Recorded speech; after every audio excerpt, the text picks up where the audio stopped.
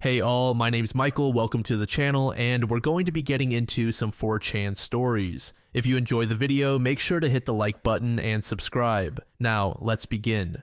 𝖎𝖈𝖎, 29, at my cousin's wedding reception, getting absolutely wasted on free wine. Sitting at the singles table with other genetic disappointments, my uncle Derek slides into the seat next to me, still in his expensive suit. Dude's been a divorce attorney for like 15 years, makes serious bank-destroying marriages. Looks like he stepped out of a legal drama, complete with the dead behind the eyes stare. We're watching the happy couple do their first dance while he's scrolling through work emails. Decide that this is the perfect time to get free legal advice from someone who's seen it all. Me. Uncle Derek, real talk, how often do these things actually work out? He glances up from his phone with this knowing smirk. Kid, I've been to 47 weddings in my life, represented parties from 23 of them. Love is temporary, legal documents are forever.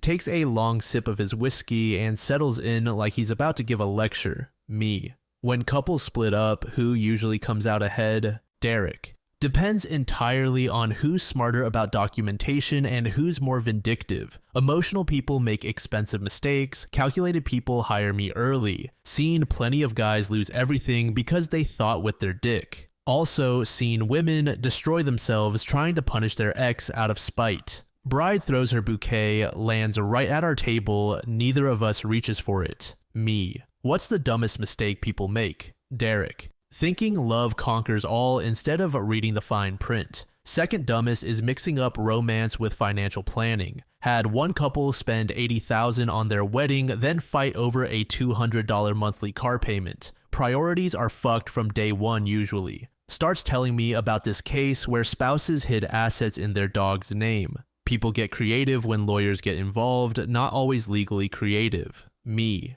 Do rich people have better marriages or just better divorces? Derek laughs like I said something hilarious. Money doesn't fix relationship problems, just makes them more expensive. Poor couples fight over who gets the TV, rich couples fight over who gets the vacation home. Difference is, rich people can afford good lawyers to fight efficiently. Wedding DJ starts playing some cheesy love song, half the dance floor empties. Me.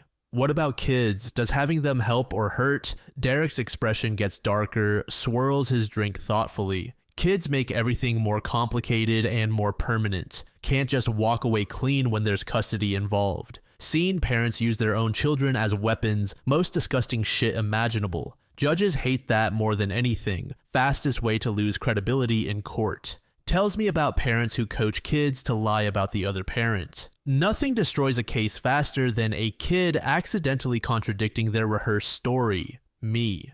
So what's your advice for someone thinking about proposing? Derek. First question, are you marrying her or the idea of being married? Second question, do you actually like spending time with her when she's not trying to impress you? Third question, can you afford to lose half your shit if this goes south? Points to the happy couple cutting cake with a knife that probably costs more than my rent. They look perfect right now. Give it 18 months when reality sets in. Me. You sound pretty cynical for someone at a wedding. Derek. I'm realistic, not cynical. There's a difference. Seen enough patterns to know what works and what doesn't. Couples who treat marriage like a business partnership with benefits tend to last longer. Couples who think it's a fairy tale tend to end up in my office crying. Bride's drunk aunt starts hitting on the bartender, reception getting messy. Me.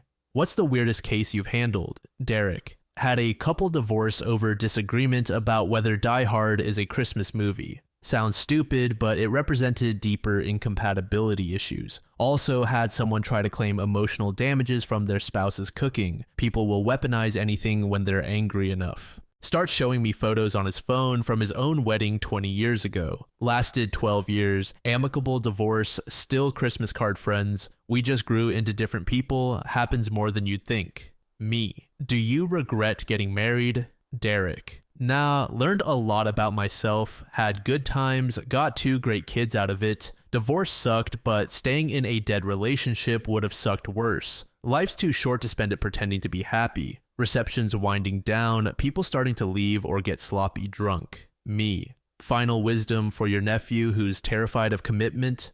Derek. Marry someone who makes you want to be better without demanding you change. Find someone who can handle your worst day without making it about them. And for the love of God, keep separate savings accounts no matter what anyone tells you. Hands me his business card with a grin. When you inevitably need a lawyer, family discount applies. Thanks, Uncle Derek. Nothing says familial love like preparing for legal warfare. Watch him walk away to schmooze with other guests, probably networking for future clients. Look over at the newlyweds still dancing, wondering if they'll beat the statistics. Derek's right though, love is temporary, but legal documents are forever. Maybe I'll wait another year before proposing to my girlfriend Sarah. Want to make sure I'm marrying her for the right reasons, not just because I'm 29 and feeling social pressure to settle down. My face when family gatherings turn into free legal consultations. But honestly, some of the best advice I've ever gotten, even if it came from someone who profits off broken dreams.